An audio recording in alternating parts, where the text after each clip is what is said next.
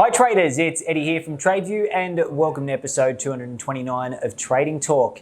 In this week's episode, our senior trader Matt builds a position sizing function and shows you how it works in one of his models.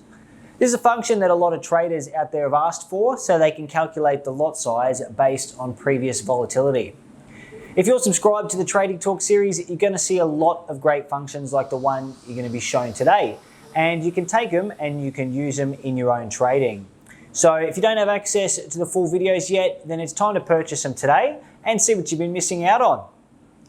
It looks like Monday is the day we'll be announcing our first Algo Trading Conference speaker. So stay tuned for that. And if you haven't got your ticket, but you're thinking about attending, don't wait, talk to one of the traders today because there is some advantages to purchasing your ticket before we announce our first speaker.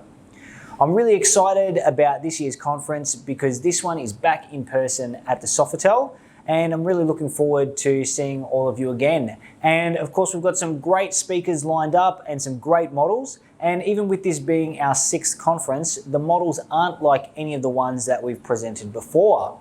So for those of you who want to take your trading to the next level, we'll see you there.